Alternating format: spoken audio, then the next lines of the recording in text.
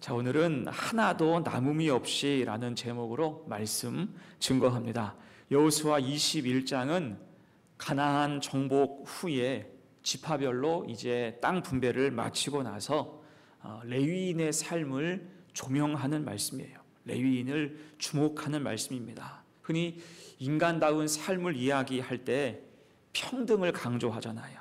평등은 인간의 기본권입니다. 대신 평등을 빼앗기고 일방적인 희생이나 불평등을 요구받는 것은 너무나 억울한 일이에요. 모든 인간이 평등한데 그 평등권을 박탈한다면 얼마나 그것이 억울한 일입니까? 그런 의미에서 본다면 가나안을 정복한 후 레위인의 삶은 한숨이 나올 수밖에 없었습니다. 그들의 삶은 언뜻 보면 불평등으로 온통 가득했기 때문이에요. 다른 지파들은 이미 땅을 분배받아서 기업으로 받고 거기에서 모여 살면서 그 소산을 누리게 됐습니다. 하지만 레위 지파에게는 그런 분깃이 전혀 없었죠. 게다가 이제는 다른 지파 속에 뿔뿔이 흩어져서 살아야 했고 그들이 하나님께 드리는 재물에 의지해서 살아가야 했습니다. 요즘으로 치면 새빵살이 해야 되는 거예요. 남이 주는 기부금으로 연명하는 꼴이 되고 만 것입니다. 어떻습니까? 이것은 누가 봐도 굉장히 불평등한 삶이에요. 그렇다면 하나님이 왜 이렇게 하셨을까? 거기에는 깊은 사연과 하나님의 선명한 뜻이 있습니다. 본래 레위 지파의 시조는 레위죠. 레위라는 이름은 그의 어머니 레아가 지어줬어요. 그 뜻은 연합입니다. 또 여기에는 좀 아픈 스토리가 있잖아요. 사랑받지 못하던 아내 레아가 이 아이의 출산을 통해서 남편 야곱과 하나됨을 기대하면서 그 이름을 레위, 연합이라고 지은 것입니다. 그리고 이 이름은 훗날 하나님과 그 백성의 연합을 위해서 쓰임받게 된 거예요. 다만 그 레위라는 이름이 실제 이렇게 귀하게 쓰이게 된 것은 미스테리입니다. 왜냐하면 레위라는 사람은 본래 좋은 사람이 아니었기 때문이에요. 창세기 34장을 보면 성경은 레위를 살인자로 간주하고 있어요. 살인자라고 규정하고 있습니다. 그는 형제인 시므온과 함께 험한 꼴을 당한 누이 디나의 복수를 감행하잖아요. 이때 복수하는 마음을 이해 못하는 것은 아니지만 그 방법이 너무 비신앙적이었고 잔인했어요. 가족이 될 것처럼 속인 후에 세겜 족속으로 할례를 행하게 한 후 그들을 무방비 상태로 만들어 놓고 전부 살해했기 때문입니다. 결국 그들은 아버지 야곱에 의해서 저주와 같은 유언을 받게 돼요. 그것이 창세기 49장 5절로 7절입니다. 자, 스크린 보시고 함께 읽습니다. 시작. 시므온과 레위는 형제여 그들의 칼은 폭력의 도구로다. 내 호나 그들의 모의에 상관하지 말지어다. 내 영광아 그들의 집회에 참여하지 말지어다. 그들이 그들의 분노대로 사람을 죽이고 그들의 혈기대로 소의 발목 힘줄을 끊었음이로다. 그 노여움이 혹독하니 저주를 받을 것이요 분기가 맹렬하니 저주를 받을 것이라. 내가 그들을 야곱 중에서 나누며 이스라엘 중에서 흩으리로다. 아멘. 어떻습니까? 이 정도의 저주를 받았다면 이 가문은 이미 끝났다라고 봐도 무방할 거예요. 그런데 하나님은 훗날 출애굽을 통해서 레위의 후손인 모세와 아론을 사용하시죠. 특히 아론을 예배의 도구 제사장 가문으로 세워주셨습니다.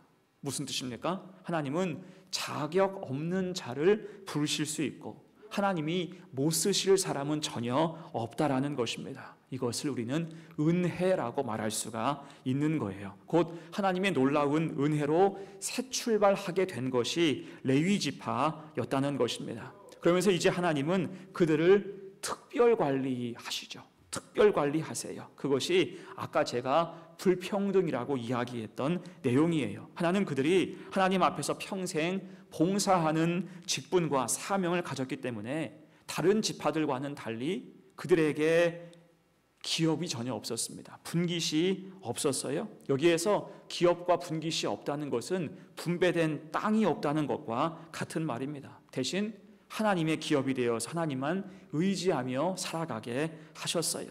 자, 그리고 또 하나의 특별 관리는 그들로 각 지파 속에 흩어져 들어가 살게 하신 것입니다. 그 원칙에 따라서 오늘 여호수아 21장에서 레위 지파에게 성읍들이 제공된 거예요. 우리가 다 읽어보진 않았지만 이스라엘 영토 속에 모두 48개의 작은 성읍이 레위 지파에게 주어졌습니다. 그렇게 그들은 지파 사이로 흩어져서 하나님과 사람 사이의 중재자, 예배자가 된 거예요. 자, 이것은 하나님의 놀라운 계획이며 그 백성 모두를 향한 은혜의 결정과도 같았습니다. 자, 그럴 때 지금 레위 지파가 처한 현실을 평등의 잣대로만 볼 수가 있을까요? 이들이 불평등의 희생양이라고 말할 수가 있겠습니까? 아니겠죠? 오히려 그들은 평등과 불평등의 인간적인 개념을 넘어서서 특별한 은총을 받은 사람들이 된 줄로 믿습니다. 단 이때 믿음이 있어야 이 섭리와 은혜를 보고 순응할 수 있고요, 모든 지파가 협력하여서 하나님의 기대에 부응할 수 있었습니다. 그래서 이를 위해서 필요한 마음이 무엇일까? 또 우리에게 주시는 교훈은 무엇일까? 두 가지로 생각해 봅니다. 첫 번째, 배려와 존중입니다. 이제 각 지파에 레위인을 배치하신 하나님의 뜻을 온전히 이루기 위해서는 그들 모두가 배려와 존중이 필요했어요. 우리가 알아보았듯이 이스라엘은 광야 생활을 하면서 40년 동안 모두 33번 이사했습니다. 40년간 33번 장막을 옮기는 이사를 했어요. 그때마다 모든 지파의 중심에는 무엇이 있었습니까? 성막이 있었죠. 그리고 그 자리에는 항상 레위 지파가 함께 머물러 있었습니다. 그만큼 레위 지파는 항상 성막 중심으로 움직였고 공동체의 유지와 율법 교육의 중심에 서 있었어요. 자, 그런데 이제 이스라엘 민족 전체가 땅을 기업으로 받아서 흩어져 살면서 과거와 같은 중앙 집중이 쉽지 않게 됐습니다. 물론 하나님의 성막은 실로라는 곳에 있었지만 그곳을 중심으로 생각할 때 먼 곳에 사는 지파와 백성들도 많았습니다. 그들이 모두 성막 앞에 과거처럼 함께 모여서 예배드리기가 쉽지 않게 된 거예요. 이것이 하나님께서 레위인을 모든 땅으로 흩어져 살게 하신 주된 이유였습니다. 성막과는 멀어졌지만 믿음이 식지 않도록 레위인이 각 지파 속에 들어가서 믿음의 삶을 지탱하게 하신 것입니다. 이것이 그러니까 얼마나 중요한 일입니까? 그래서 각 지파는 레위인이 거주할 일정한 땅을 제공해야 됐고요, 하나님께 드리는 11조를 통해서 그들을 섬기도록 하신 것입니다. 자, 그렇다면 이런 결정에 대해서 당사자인 레위 지파 또한 각 지파의 생각은 어땠을까요? 마냥 좋았을까요? 다들 환영했을까요? 아니었을 것입니다. 먼저 레위 지파의 입장에서는 가문이 철저하게 흩어져야 하는 거예요. 생육하고 번성하고 모여 살면서 더 잘 살았으면 좋겠는데 하나님은 그들로 철저히 흩어지게 하신 거예요. 이게 좋을 리가 없죠. 또한 다른 지파도 레위 지파를 그들 중에 둘 때 땅이나 11조와 같은 고정 비용이 계속 들어갔으니 불만일 수밖에 없었을 겁니다. 왜 우리가 흩어져 살아야 됩니까? 혹은 왜 우리가 땅을 공짜로 내줘야 됩니까? 불만이 생길 수도 있었죠. 자, 그래서 이때 필요한 마음이 무엇입니까? 존중과 배려인 거예요. 서로 존중하고 배려해야 하나님의 뜻이 이루어진다는 것입니다. 그 마음이 있어야 하나님의 뜻을 전적으로 따를 수 있는 거예요. 그러면 레위 지파는 다른 생활에 염려 없이 오직 하나님의 일에만 전력을 다할 수가 있는 것입니다. 또한 그 여파로 각 지파는 신앙의 바른 길을 레위인에게 제공받으면서 타락을 면하여 살아갈 수가 있는 거겠지요. 그러면서 이스라엘 민족 전체가 견고해질 수 있는 것입니다. 곧 하나님께서 이렇게 하신 일이 당장은 약간 불만이고 불편할 수는 있겠지만 그것은 극히 일부에 불과하고 그를 통해서 얻는 유익과는 감히 비교할 수 없다는 것입니다. 여러분, 이것은 수치로도 확인할 수 있어요. 아까도 이야기했듯이 각 지파는 레위 지파에게 모두 48개의 성읍을 내줬습니다. 이때 한 성읍당 규모는 동서남북 약 1000규빗, 그러니까 땅의 크기가 450m예요. 정사각형 450m입니다. 또한 거기에 딸린 가축을 키울 만한 초장이 2000규빗, 900m예요. 큰 땅입니까? 따지고 보면 그리 큰 땅이 아닙니다. 이걸 모두 더해도 이스라엘 전 영토의 1%도 안 되는 수준이었습니다. 하지만 이 작은 땅을 통해서 하나님이 계획하신 일이 무엇입니까? 하나님은 이것으로 마치 누룩의 역할을 감당하게 하시는 거예요. 이를 통해서 이스라엘 민족 전체의 믿음을 지키고자 하신 것입니다. 마치 누룩의 비유와 같지요. 주님께서 마태복음 13장에서 말씀하셨습니다. 스크린 보시고 함께 읽습니다. 시작. 천국은 마치 여자가 가루 소말 속에 갖다 넣어 전부 부풀게 한 누룩과 같으니라. 아멘. 곧 그들은 비록 작지만 신실하게 순종함으로 하나님의 일을 감당할 때 그들이 믿음의 파수꾼이 될 수가 있었다는 것입니다. 자, 그래서 실제로 이후 레위인은 굉장히 중요한 역할을 하지요. 지파 간의 입장이 서로 엇갈릴 때 완충제의 역할을 했고요. 각 지파 속에 들어가서 신앙 교육을 담당했으며 수많은 이방 문화가 넘실대는 그 현장 가운데 이스라엘 공동체의 믿음을 지키는 역할을 감당했습니다. 작지만 그들이 머문 성읍은 비록 작지만 없어서는 안 될 가장 중요한 역할을 감당하게 된 것입니다. 여러분, 그래서 이 이야기가 오늘 우리에게 주시는 교훈이 무엇입니까? 우리도 이런 모습으로 늘 존중하고 배려할 수 있어야 할 줄로 믿습니다. 하나님의 뜻이 선명할 때, 하나님의 뜻이 정해져 있을 때 우리는 자기 생각을 접고 하나님의 뜻을 따라갈 수 있어야 하는 것입니다. 다들 우리는 생각할 자유가 있죠. 불만을 가질 수 있고 자기 생각할 수 있어요. 하지만 하나님의 선한 뜻이 정해져 있을 때에는 자기 생각을 접고 하나님의 뜻을 따라가야 할 것입니다. 그를 위해서 기꺼이 사명을 감당할 때 시간이 흐르면서 하나님의 섭리는 뚜렷하게 우리 공동체, 우리 중에 임하게 되는 것입니다. 이런 마음을 가지고 교회를 섬기고 주어진 여건 속에서 신실함으로 신앙생활을 감당할 때 합력하여 선을 이뤄가는 복된 성도가 되시기를 간절히 축원합니다. 아멘. 두 번째예요. 하나님의 일에 필요한 마음 두 번째, 출처를 기억하라는 거예요. 출처를 기억하라. 자, 우리가 설날 연휴를 잘 보냈습니다. 올해는 보니까 연휴가 다 길어요. 설날 연휴도 길었는데 추석 연휴 보니까 더 길어요. 최대 10일 정도까지 되더라고요. 여러분, 가을을 기대하세요. 자, 이때 쉬는 것도 좋지만 명절에 꼭 해야 할 것이 무엇입니까?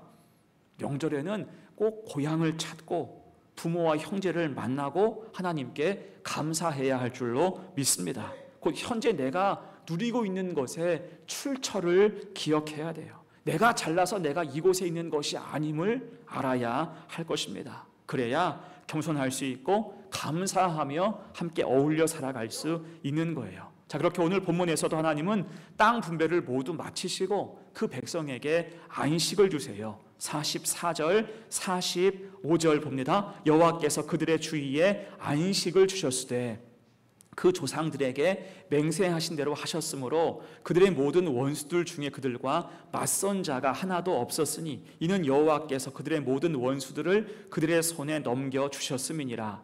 여호와께서 이스라엘 족속에게 말씀하신 선한 말씀이 하나도 남음이 없이 다 응하였더라. 아멘. 자, 이 말씀에서 핵심은 44절 처음이죠. 여호와께서 그들의 주위에 안식을 주셨으되 그 조상들에게 맹세하신 대로 하셨으므로. 안식을 주시되 이것은 하늘에서 갑자기 뚝 떨어진 게 아니라 하나님의 맹세와 약속의 이루심이었다는 거예요. 그 모든 축복의 출처가 누구예요? 하나님이시라는 뜻이겠죠. 곧 하나님은 가나안에 대한 약속을 그 옛날 아브라함에게 하셨습니다. 또한 야곱이 어쩔 수 없이 가나안 땅을 떠날 때도 다시 돌아오게 될 것을 분명히 말씀하셨어요. 그리고 모세를 향해서 출애굽의 사명을 주실 때에도 젖과 꿀이 흐르는 땅으로 인도하시마 약속하셨습니다. 그리고 결국 시간이 흘러서 하나님의 약속하신 말씀은 하나도 빠짐없이, 하나도 남음없이 모두 이루어진 줄로 믿습니다. 그것이 45절이에요. 45절 같이 읽어요. 시작. 여호와께서 이스라엘 족속에게 말씀하신 선한 말씀이 하나도 남음이 없이 다 응하였더라. 아멘. 그렇게 하나님은 오늘 말씀의 제목처럼 하나도 남음이 없이 다 이루셨습니다. 그러니 기억하라는 거예요. 하나님은 약속을 지키시는 신실하신 하나님, 곧 우리가 누리는 모든 것은 누구에게서? 하나님에게서 왔다는 것입니다. 그 출처를 잊지 않는 것이 믿음이고 그 출처를 잊지 않는 것이 성도의 본분이 되는 것입니다. 그 앞에서 우리는 당연히 겸손하고 온유하게 살 수밖에 없다는 거예요. 이것을 잘 기억할 때 하나님은 끝까지 우리를 지키십니다. 우리의 존재는 이 땅을 지나서 영원에 이룰 수가 있을 거예요. 자, 그래서 우리 성도들은 늘 하나님의 은혜를 기억하고 살아가시기를 간절히 바랍니다. 내 삶의 모든 것이 하나님께서 하신 거예요. 또 하나님께서 하실 것이고 결국 하나님 앞에 갈 것임을 우리는 항상 생각해야 할 것입니다. 그래서 하나님의 방법으로 사는 인생이 가장 복되고 아름답다 할 수가 있겠죠. 내 삶의 모든 것, 내가 누리는 모든 것의 출처가 하나님께 있다. 이 사실을 굳게 믿고 믿음 가지고 사는 사람이 가장 복되고 아름다운 삶이라는 것입니다. 그렇게 항상 하나님과 동행하는 복된 삶을 사는 우리 성도들 되시기를 간절히 축원합니다. 다음에 이제 말씀을 마무리합니다. 자, 하나님의 뜻이 때로는 불평등해 보일 수 있습니다.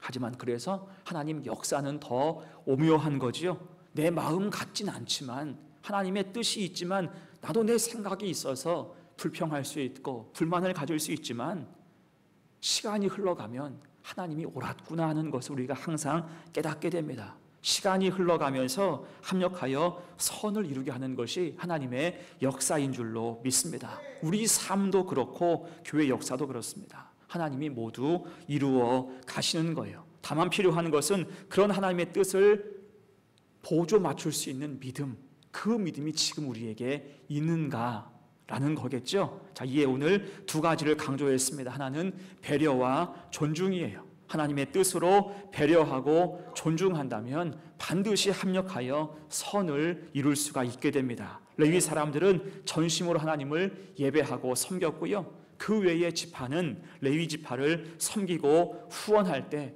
이스라엘 공동체는 평안했고 은혜가 가득했는 줄로 믿습니다. 또 하나는 출처를 아는 거죠. 내 삶에서 누리는 모든 것의 출처가 하나님이십니다. 이를 아는 것이 믿음이에요. 이를 통해 우리는 온유하고 겸손하게 살아갈 수 있고요. 하나님 약속을 붙들고 내 인생 하나님이 책임지신다. 그 믿음 가지고 살아갈 수가 있는 것입니다. 그런 믿음을 가지고 우리에게 주신 2월의 삶도 기쁨과 열심, 은혜와 감격으로 하나님의 놀라우신 은혜를 체험하며 늘 동행하는 거룩한 성도들 다 되시기를 간절히 축원합니다. 아멘. 함께 기도합니다.